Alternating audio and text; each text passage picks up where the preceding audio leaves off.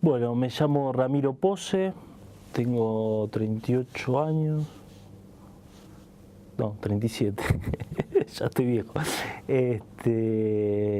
Nací el 19 de febrero del 77, acá en Capital, en Parque de los Patricios, la maternidad Sardá.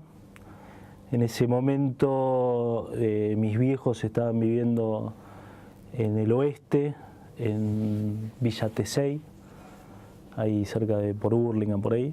Y bueno, se dio que ahí en la maternidad había algunas compañeras, enfermeras y demás, y bueno, mi vieja me fue a tener ahí. Ahora, hace poco que tuve una hija, comparábamos con mi vieja lo distinto que era, que yo hice curso preparto, no sé qué, y mi vieja fue en el Sarmiento, después en Subte, y de ahí a la maternidad Sardá a tenerme. ¿El nombre de tus padres? El nombre de mis padres. Mi papá se llamaba Ricardo César Pose y mi mamá Carmen Segarra, Carmen Inés Segarra. Bueno. Nací, es lo que decía, nací en Capital, ya en esa época mis viejos estaban mudándose constantemente por el conurbano, en función de que bueno, estaban siendo perseguidos por los militares. ¿Qué hacían tus padres? ¿Militaban? Sí, mis viejos militaban, empezaron militando primero en el colegio secundario, el Colegio Nacional de La Plata, militaban en la UES. Después empezaron en la universidad y militaban en la JUP. Mi viejo estudiaba geología y mi vieja estudiaba biología. Y bueno, en determinado momento ya, bueno, por otro lado mi tío, el hermano de mi viejo, era 3, 4 años más grande que mi viejo, también militaba. La diferencia era que militaba en una organización no peronista, militaba en OCPO, Organización Comunista Poder Obrero, y bueno, y mis viejos siempre militaban. Si bien habían militado, incluso antes de la UES, habían militado en la secundaria, mi viejo había militado en un grupo que llamaba, no me acuerdo cómo se llamaba, pero venía de la izquierda y después pasaron al peronismo. ¿Y cuál era el nombre de tu tío? Mi tío Julio Gerardo Pose. ¿En qué consistía la militancia de tus padres? Bueno,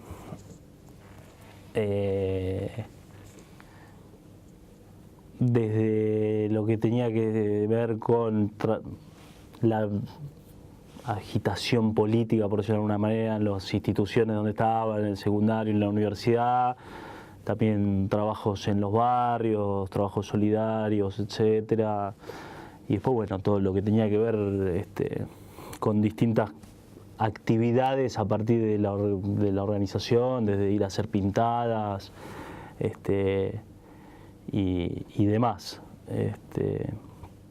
¿Se recibieron tus padres? Mi viejo no, y mi vieja, ellos cuando en un momento abandonan La Plata, ya mi tío ya había caído desaparecido, mi tío y la mujer, que eran todos también, además de parientes, bueno, la mujer de mi tío era compañero de colegio de mi vieja, todos iban al mismo colegio. Mis otros tíos, que después voy a hablar también.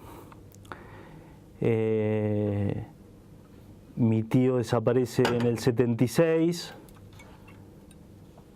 y a partir de eso, en determinado momento, mis viejos deciden abandonar La Plata porque ya, bueno, la situación estaba complicada. Montoneros había pasado a la clandestinidad y todas las organizaciones de base, como en el caso de ellos la JUP, estaban en situaciones difíciles. También hubo allanamientos en casa de mis abuelos. Bueno, deciden irse y empiezan a vivir en distintos lugares del conurbano. Bueno, en ese momento, cuando nazco yo en el 77, estábamos en zona oeste, y Después, en el momento que desaparece mi viejo, estábamos viviendo en Berazategui. Y bueno, mi viejo fue una cita en Avellaneda. Mi viejo en un momento había quedado como desenganchado de la organización y logra engancharse con compañeros de montoneros de zona sur. Empiezan a organizarse, a juntarse, bueno, y a partir de ahí mi viejo, bueno, militaba por esa zona. Además de haber también en ese momento él trabajaba en fábricas, pero bueno, hay algunas cosas que leí en internet que decía que había sido sindicalista, pero en realidad no, porque la actividad política seguía siendo clandestina. Es decir, que incluso hubo una anécdota con un compañero de la fábrica que después también desapareció, y esto, bueno, está muy fresco también porque el otro día me llamaron de la municipalidad de Quilmes que le van a poner, en Espeleta le van a poner una calle con el nombre de mi viejo, entre otros militantes, y otro de los Jaramillo apellido, que también le van a poner una calle el nombre. En un momento le había traído un documento para que firme mi viejo por los desaparecidos y no sé qué yo, no sé qué más, y mi viejo no firmó, pero porque él mantenía la clandestinidad de su actividad y no quería comprometer a nadie, pero era como una situación rara de que te vengan a decir que firmes con algo con lo que estás de acuerdo y negarte. Fue como algo raro para él, por lo que contaba mi vieja. Y bueno, ya cuando estaban en zona sur, mi viejo va a una cita en Avellaneda, en la calle San Martín, y bueno, ahí parece que la cita estaba cantada, y ahí cayó la patota del Olimpo,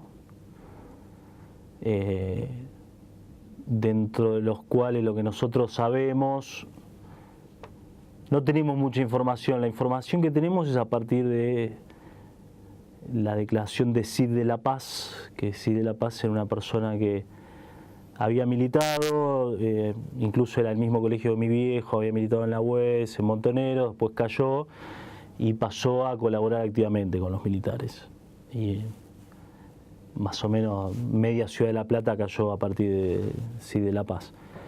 Cid de la Paz estaba en ese operativo, le decían el Caña, y él en su momento le mandó una carta a mi abuelo paterno contando lo que había pasado ese día, con los nombres, con apodos de los que integraban ese comando, de los cuales el único que sabemos quién es, porque después con los otros apodos no pudimos, cruzando datos y demás, no pudimos saber quiénes eran.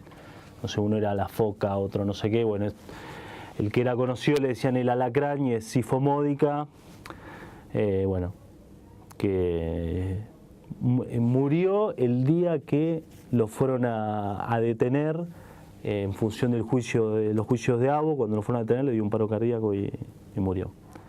Así que, por un lado, bueno, lamentablemente no llegó a juicio, pero bueno, por lo menos se asustó cuando lo fueron a detener.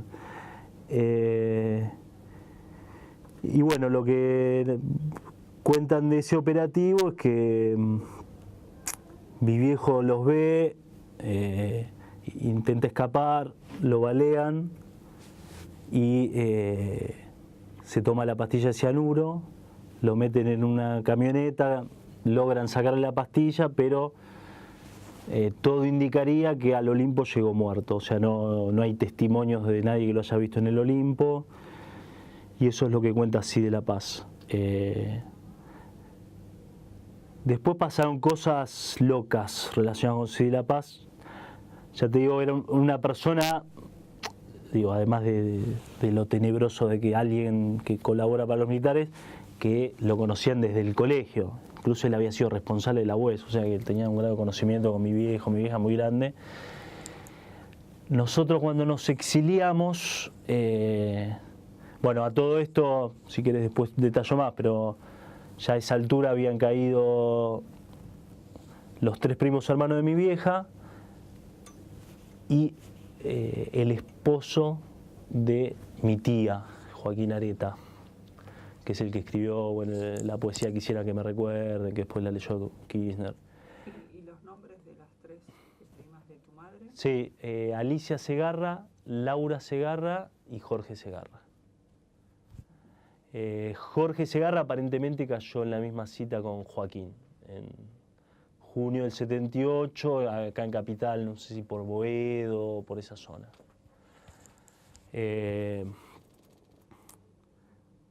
A partir del momento que secuestran a tus familiares, ¿qué hace tu madre con vos? O sea, ¿se van, se quedan en el país? No, hay un determinado momento que mi vieja deja de militar, ¿no es cierto? Bueno, estando embarazada y demás, bueno, se dedica un poco a mi crianza y el que sigue militando es mi viejo. Mis abuelos, tanto paternos como maternos, vivían insistiéndole a mi viejo para que nos vayamos del país. Y a mi viejo le había pegado mucho la desaparición de su hermano. Era como una figura de hermano mayor, de mucha admiración de mi viejo hacia su hermano.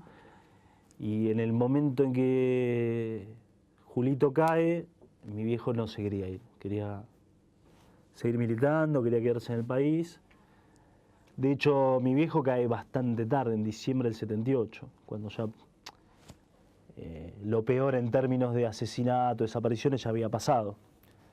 Y por lo que contaba también mi abuelo paterno cuando viviera, mi hijo era muy optimista y pensaba que no le iba a pasar nada, que ya había zafado de muchas cosas. Digo, además de la caída de mi tío, muchísimos amigos de mi viejo ya habían desaparecido.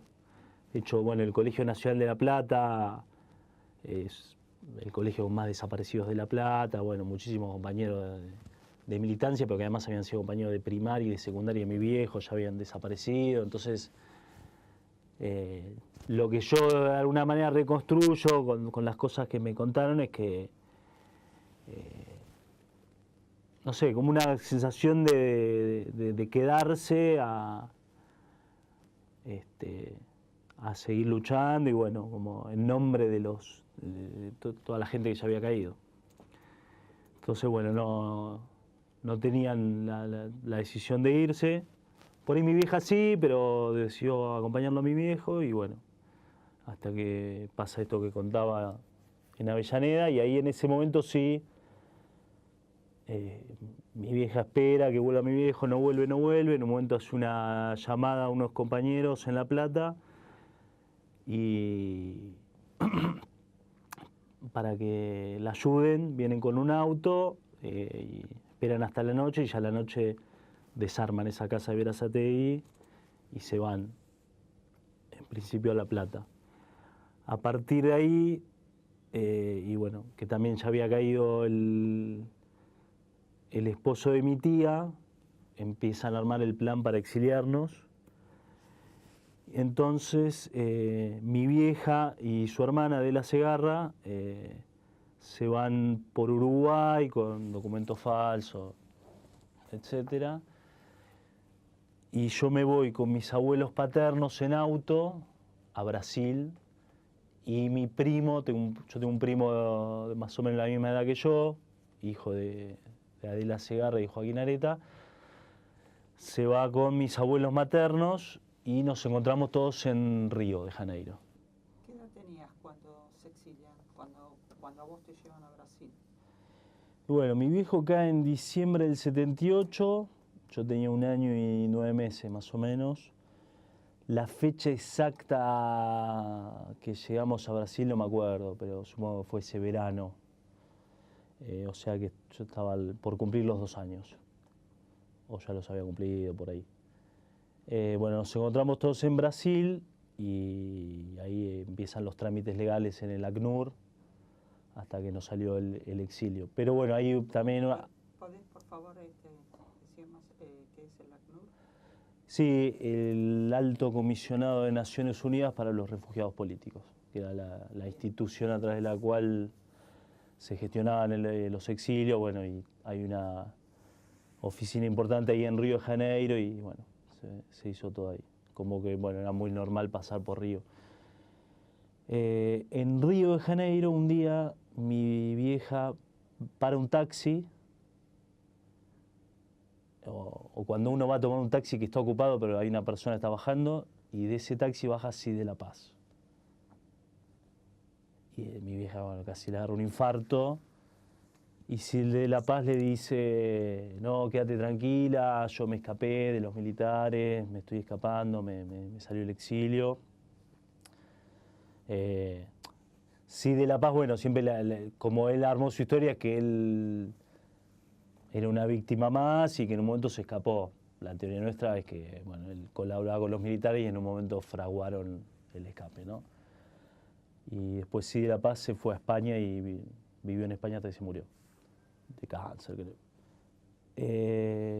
Bueno, y Cy de la Paz le dice a mi vieja, no, quédate tranquila, yo me escapé, no nos está siguiendo nadie. Lo que te quiero decir es que Ricardo, mi viejo, está muerto. No está ni desaparecido, ni en ningún centro de detención. Murió el día del secuestro. Mi vieja, obviamente, en su momento, bueno, tomó esa versión como algo que podía ser cierto o no, porque viniendo Cy de la Paz tampoco era ninguna garantía. Cy de la Paz después también hizo esto que le contó a mi vieja, lo contó en Amnesty Internacional y le mandó una carta a mi abuelo paterno contando estos mismos hechos. Yo tengo una copia de esa carta y bueno, es lo que yo conté de cómo fue el episodio del secuestro de mi viejo. La información que tenemos es el relato de Cy de la Paz. La verdad que no hay mucho más. Un día fuimos a Avellaneda con mi vieja, por la calle esa que se menciona ahí. Preguntábamos en algunos comercios, lo que pasa es que tampoco, bueno, tenemos la dirección exacta. Parece que era un sábado a la tarde. Así que bueno, no tenemos más información que la que dio Cy de la Paz. Que no deja de ser una paradoja, ¿no? Finalmente, en términos de... ¿Cuánto tiempo están ahí en Brasil? En Brasil creo que estuvimos 3 meses.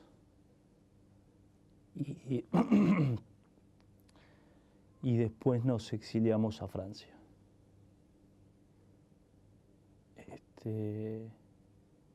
Y al principio nos vamos todos a Francia, o sea, mi vieja y yo, y también mi tía y mi primo, y después mi tía finalmente se va a Cuba y nosotros nos quedamos en Francia. Ahí, ¿tu madre tenía alguna actividad en cuanto a derechos humanos, denuncias? Sí. ¿Qué hizo? Bueno, nosotros cuando vamos a Francia,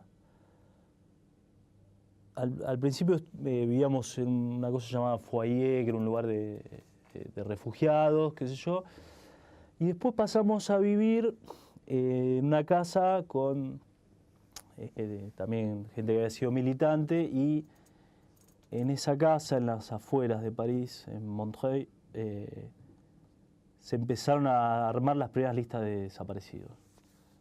Y hacían, bueno, mucho trabajo vinculado a documentación, a armar listas, a agitación política en el exterior, de todo lo que pasaba en la Argentina. Mi vieja seguía teniendo vínculos con montoneros, a través de distintas personas, y bueno, todos los años que estuvimos ahí en Francia, mi vieja siempre estuvo realizando esos tipos de trabajos. También, bueno, se daba la situación que, como la otra parte de mi familia estaba en Cuba, mis abuelos maternos viajaban mucho y viajaban a Cuba, Francia. Bueno, para viajar a Cuba en ese momento había que dar, no sé, media vuelta al mundo, ir hasta no sé dónde, hasta Polonia, no sé, toda una vuelta. Entonces siempre también mis abuelos funcionaban también de alguna manera como correo, trasladando documentación, etcétera. pero bueno, era ese tiempo en París donde vivíamos era como una sede también de trabajo político y demás. ¿Cómo fueron ahí tus primeros años de infancia? Bueno, yo los primeros recuerdos que tengo de chico es de Francia, no tengo recuerdo de Brasil ni de Argentina. La verdad que tengo buenos recuerdos. Yo empecé lo que es el jardín de infantes en Francia.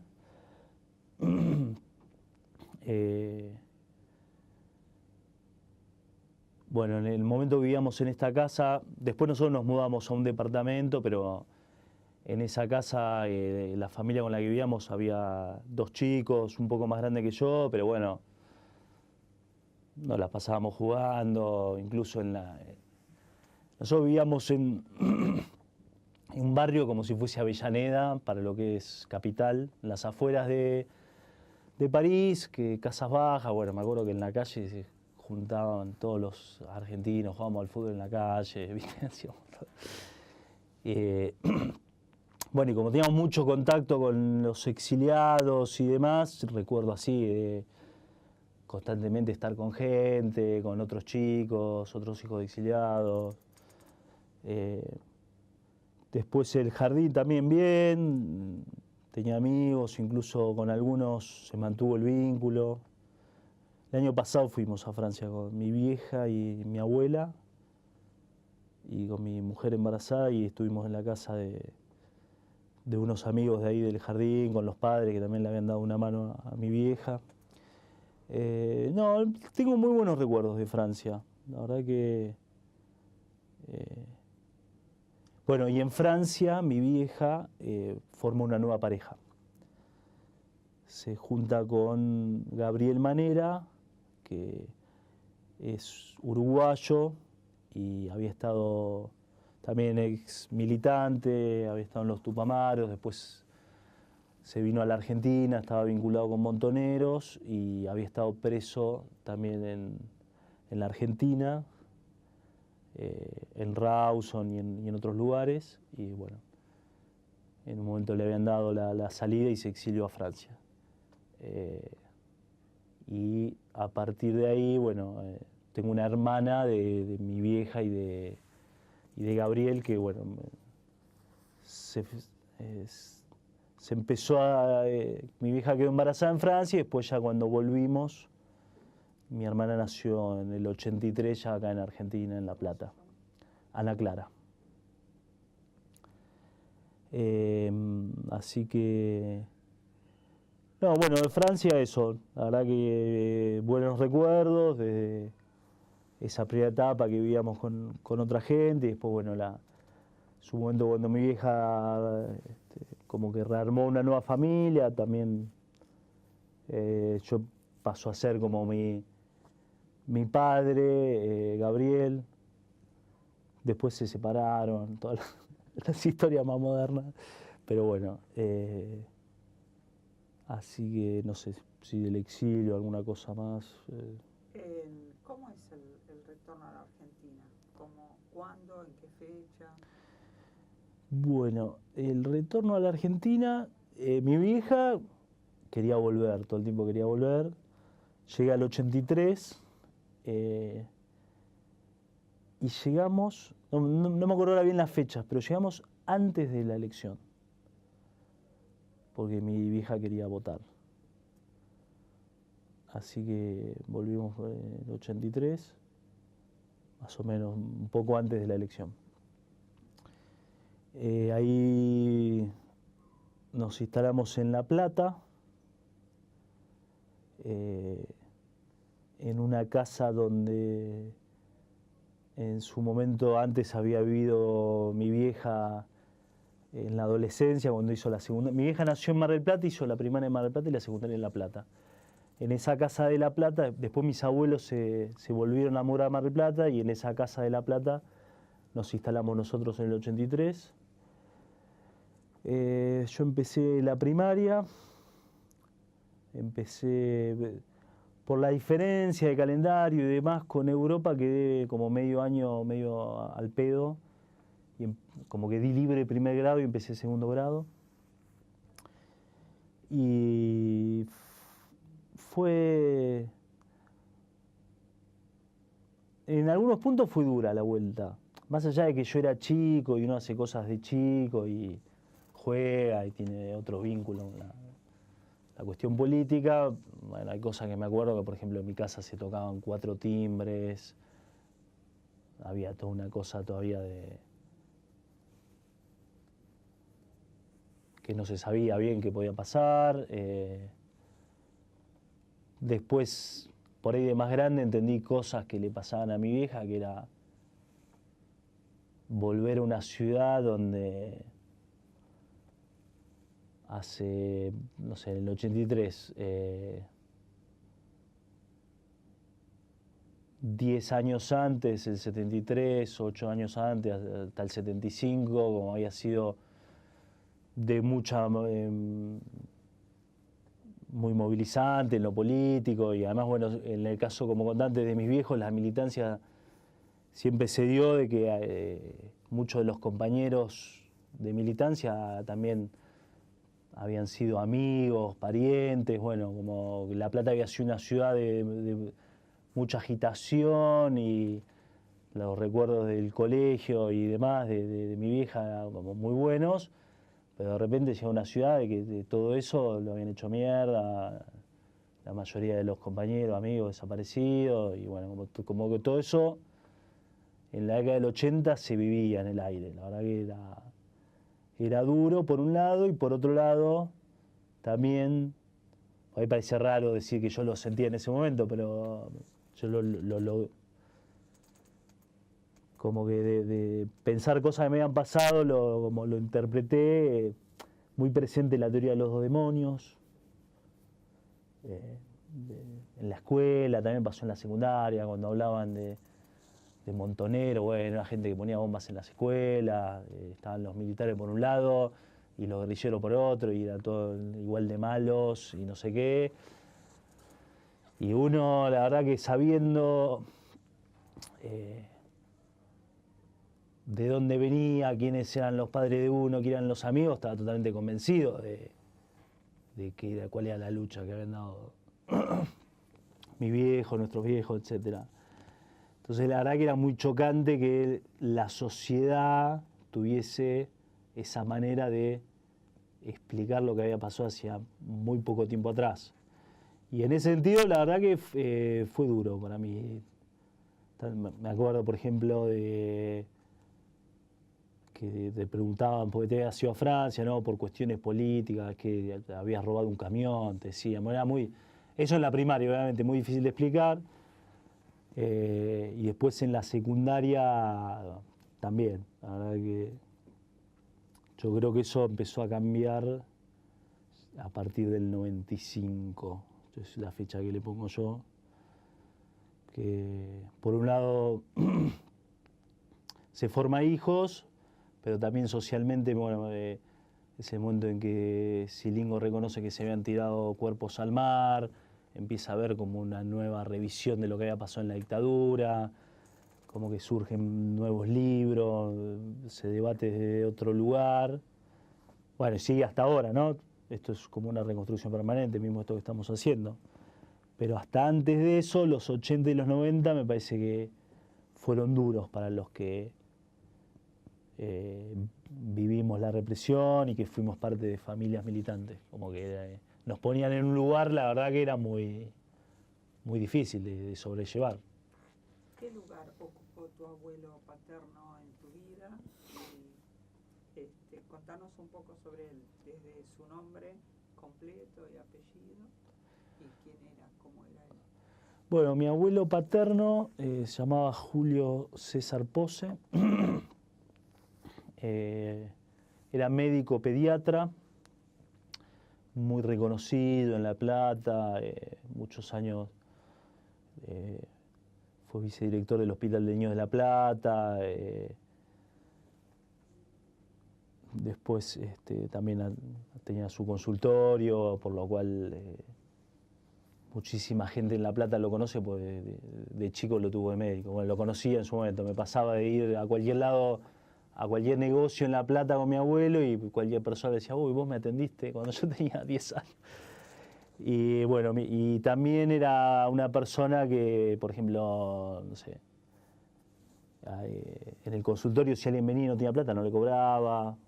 Él tenía como una vocación como ciertos valores con el trabajo. O sea, él tenía una vocación de servicio y obviamente ganara bien y todo, pero era una persona muy solidaria. También tenía cierta actividad política porque él empezó con la mutual gremial de La Plata, de los médicos, es decir, que también se movían en el ámbito gremial. Y después, a partir de la militancia de sus hijos y del entorno de sus hijos, él no compartía las ideas revolucionarias, no las compartía. Tampoco era peronista. Era una persona que, si fuese hoy, por ahí la podemos definir como progresista, pero bueno, no era peronista. Como la mayoría de los padres de los militantes de los 70, ¿no? Y después bueno, durante la militancia de los chicos, era una persona que siempre los ayudó. Él no compartía los métodos, el tema de la guerrilla, etcétera, la lucha armada, todo eso no lo compartía, pero siempre estaba para lo que necesitaran materialmente.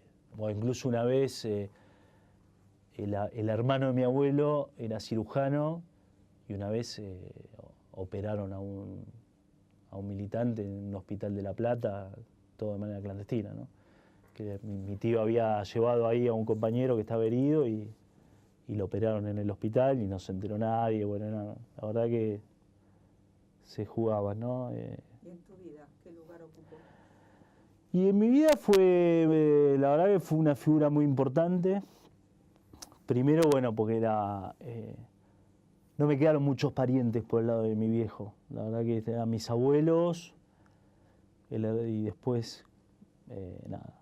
No, también al tener mi tío desaparecido, no hay muchos parientes más. Hay algunos otros parientes, pero no tenemos mucho contacto.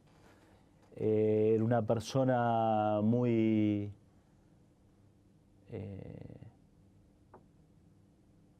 con mucha seguridad y eso lo transmitía a todo el mundo. O sea, uno estaba cuando estaba con él, además de la figura de cualquier abuelo, que siempre genera esa situación, era una persona, y yo también imagínate que era el único nieto de mis abuelos paternos, entonces era como un malcriado de ellos, yo de alguna manera, en términos no despectivos, sino siempre, bueno, muy atentos conmigo, siempre contándome cosas de mi viejo, de mi tío, en la casa de mis abuelos siempre hubo muchas fotos, incluso tanto mi viejo como mi tío le gustaba mucho la música, mi tío tocaba la batería, tenía una banda, bueno, en la casa de mi abuelo estaban todos los vinilos de ellos, de los Beatles, Rolling Stones, etc. Entonces siempre, la verdad que, por un lado mi vieja, que nunca me ocultó nada de la historia y que también el haber militado era parte de esa historia, y por otro lado mis abuelos siempre a mí me dieron mucho contacto con la historia de mi viejo y de mi tío. Y bueno, también era como también una especie de ídolo mi abuelo, puesto que te digo que era medio famoso en La Plata, lo conocía todo el mundo, donde íbamos a cualquier comercio y no nos querían cobrar. Y bueno, entre otras cosas también fundó la APDH, la Asamblea Permanente por los Derechos Humanos de La Plata.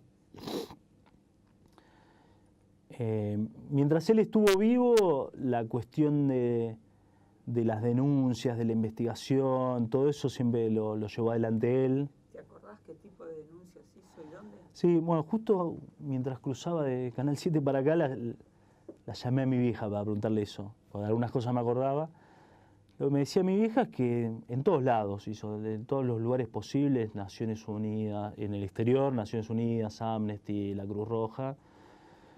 Y acá en la Argentina, en la iglesia, bueno, se hicieron los habeas corpus, después en la CONADEP. en todo, la verdad que en todos los lugares posibles. Bueno, incluso mi viejo, mi abuelo, en su momento trató de entrevistarse con todo el mundo que pudiese, y si había algún vínculo con algún militar, lo intentaba. Buscó por todos lados. La verdad que, de hecho, bueno, yo tengo mucha...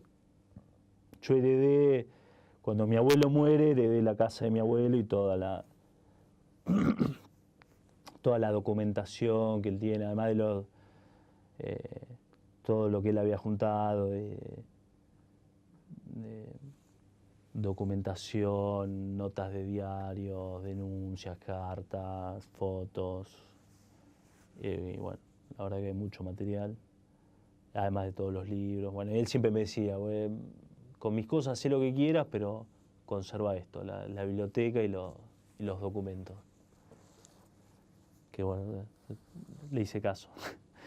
¿Te has vinculado en tu adolescencia con la política? Sí, sí.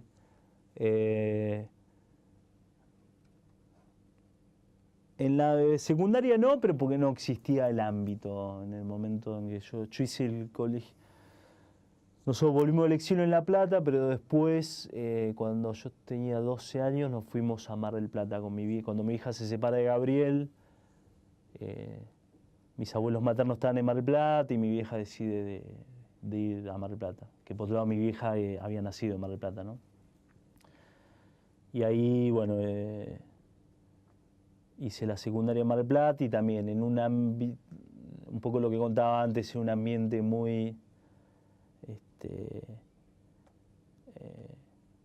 muy atravesada por la teoría de los dos demonios.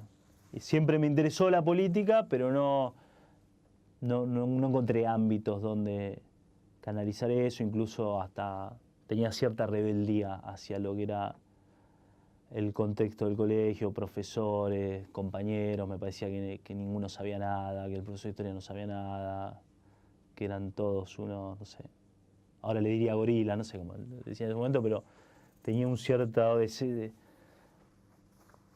como bronca, ¿no? Con todo. Y además también porque relacionaba con lo que me contaban del colegio de la época de mis viejos, y como que era todo muy distinto, ¿no? Entonces, ¿de qué manera te vinculas a la política? Bueno, yo termino la secundaria y me voy a estudiar a La Plata. Voy a estudiar comunicación social.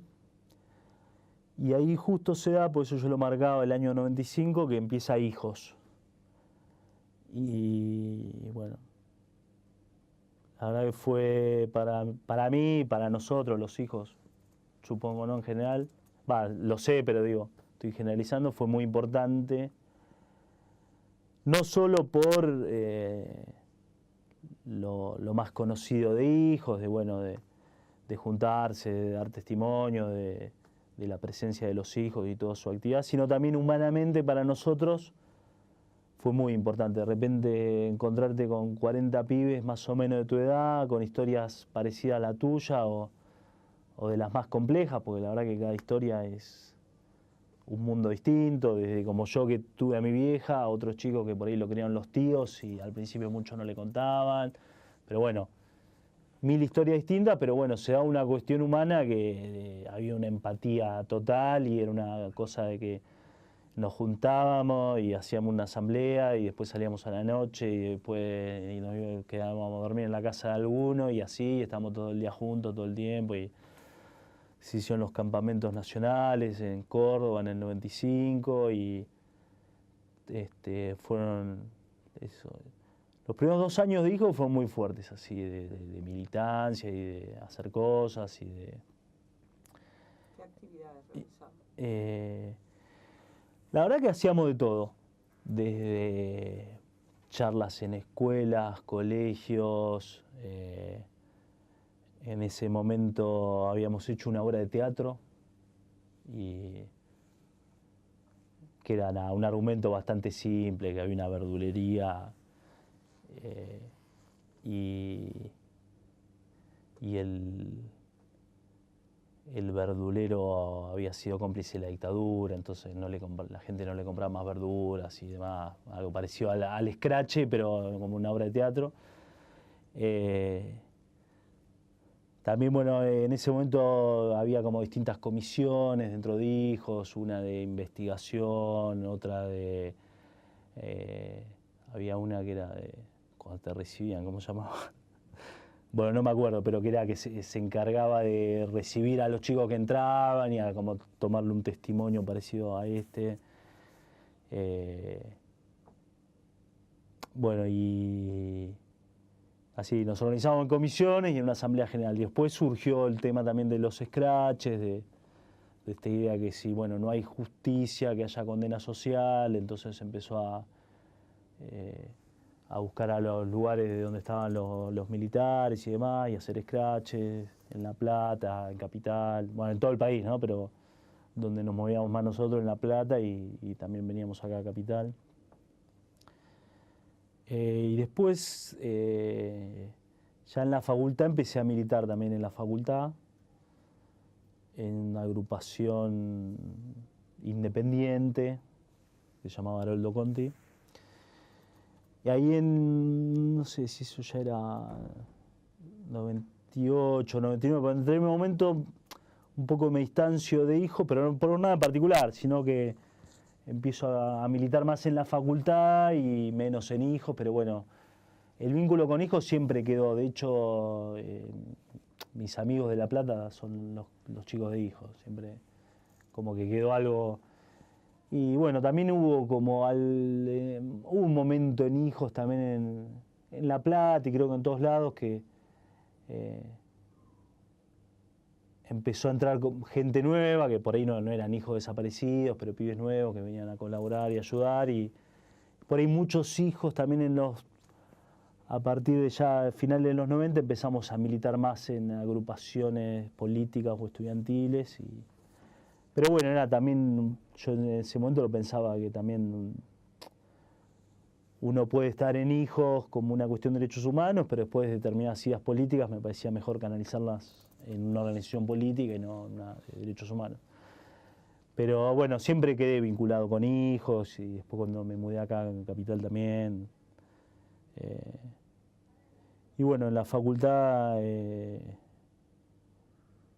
milité en esta agrupación, ganamos el centro, fui consejero académico. ¿Te recibiste? Sí, me recibí. Y después, ya con el kirchnerismo, siempre fui muy afín al kirchnerismo, desde el principio, se podría decir. Y hace ya algunos años empecé a militar en la Cámpora. Y bueno, nada, eso, acá estamos. ¿Cuál es tu actividad en la Cámpora? Bueno, en principio yo estaba trabajando en Radio Nacional y con varios compañeros de la radio. Había algunos que ya estaban en la Cámpora y yo tenía muchos amigos y conocidos y también gente de hijos que ya estaba en la Cámpora. De hecho, bueno, todos habíamos militado antes, nos conocíamos todos de antes, ¿no? Como estas agrupaciones independientes y de la época de la universidad, de los 90. Y en principio armamos como una agrupación con gente de la radio dentro de la Cámpora y después abrimos un local en Almagro, en la Comuna 5. Y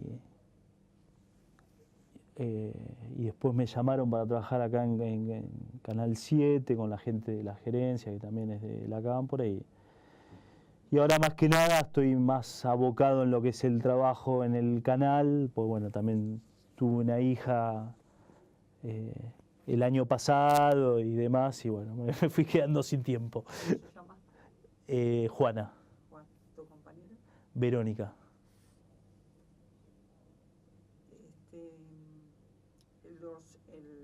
Por la desaparición de familiares tuyos, padres, tíos, primas, de tu madre, ¿existe la denuncia y están en alguno de los juicios? Sí. ¿En cuál de las causas están? La causa de mi viejo está en la causa Abo. Yo declaré en el juicio a finales durante el 2010.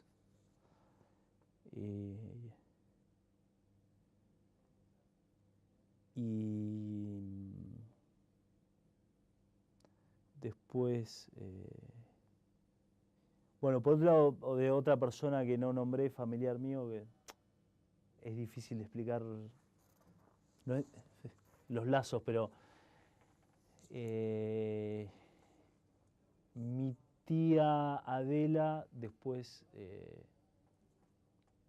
tuvo otro matrimonio con Montoto, que a su vez su primera mujer fue asesinada en la contraofensiva, María Inés Raberta, y bueno, todos los hijos de ellos, que algunos tengo vínculo de sangre, otros no, pero son todos primos míos, bueno, mi prima también está con la causa de la contraofensiva, por la madre de ella.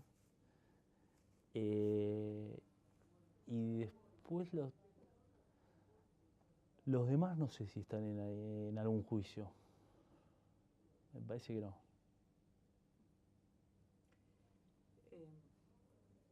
Para cerrar y recordar, un poquito, te apelo un poquito de esfuerzo a la memoria de cada familiar que tenés y el parentesco desaparecido. Sí. ¿Tu padre, el nombre? Mi padre, Ricardo César Pose, que desapareció a los 22 años, cuando tenía 22 años, en diciembre del 78. Mi tío, Julio Gerardo Pose, y desapareció junto a su compañera, Graciela Pernas, en octubre del 76.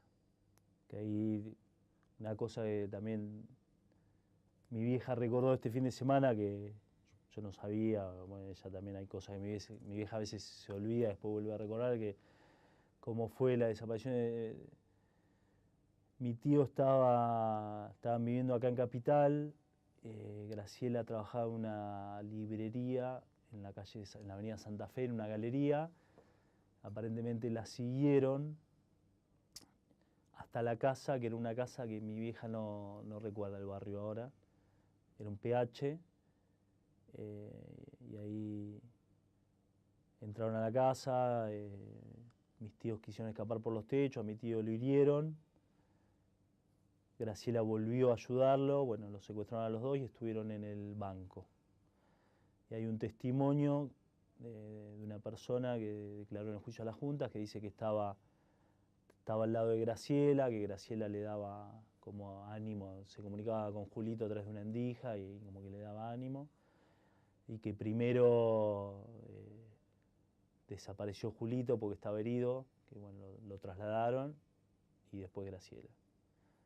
¿Los otros familiares? Después Joaquín Areta es el esposo de mi tía Adela Segarra. También había ido al Colegio Nacional de La Plata, había militado en la UES, en la JUP, en Montoneros, que a su vez también Joaquín tiene otro hermano, Iñaki Areta, también desaparecido, que creo que era de la JTP, que desapareció en junio del 78, también en Capital. Aparentemente en la misma cita también cae Jorge Segarra, que era primo hermano de mi mamá.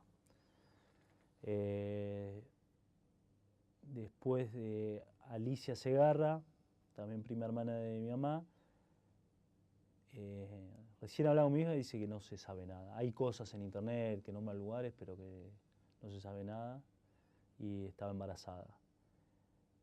Y Laura Segarra, que es la otra prima hermana de mi vieja, la más chica, tenía 18 años, también estaba embarazada, y la secuestraron también junto a su esposo en la zona oeste, por Merlo, por ahí.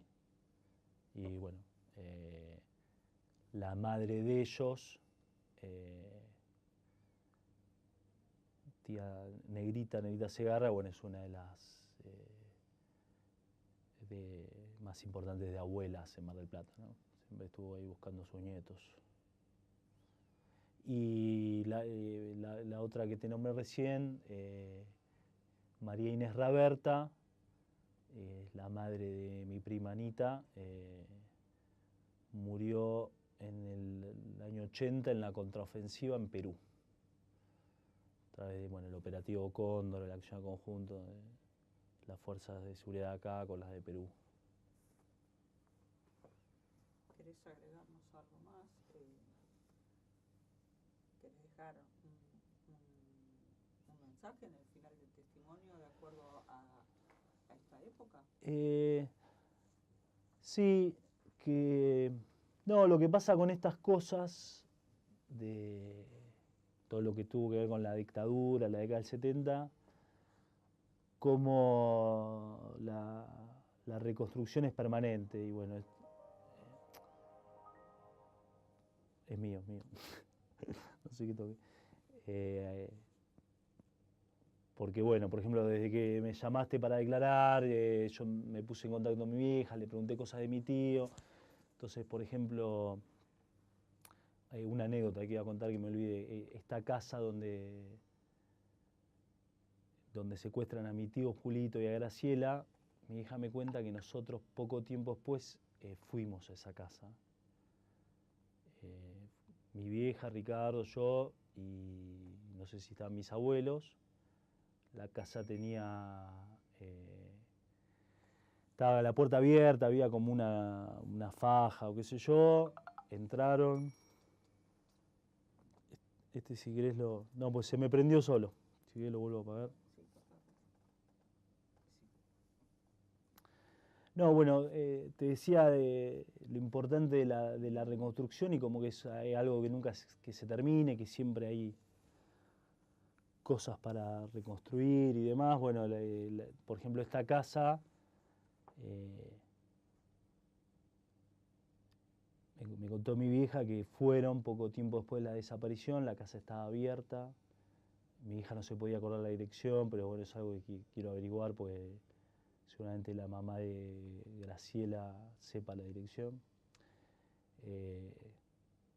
Entraron, había una faja de seguridad, había una pintada en la pared que decía "Viva las fuerzas conjuntas", había un almanaque donde había quedado la fecha 19 de octubre, que es la fecha de desaparición, y se habían robado todo y quedaban restos de ropa de mis tíos. Y bueno, como que todos son pequeñas cosas. Mi hija me dijo por ahí era por la zona de agronomía, por ahí. Yo también recordé que este año unos compañeros, amigos de hijos pusieron una baldosa en la puerta de la casa donde secuestraron a sus padres, que también era por esa zona. Y como, bueno, siempre van apareciendo cosas nuevas y datos y cosas y esto hace que sea un ejercicio permanente y por eso también a partir de este testimonio es que yo también empecé a buscar cosas que están, pero que uno no sabe que están, o incluso cosas que pasan con los que vivían en esa época que a veces de tanto dolor o por cuestiones de seguridad, de que hubo cosas que mi vieja de otras anécdotas, pero que en su momento le pidieron que no lo cuente más y lo había olvidado y después lo recordó y nunca se lo había contado a nadie. Pero bueno, siempre surgen cosas nuevas y me parece la verdad que algo muy interesante de poder dar testimonio y de poder ir reconstruyendo toda esta historia. Gracias. No, de nada.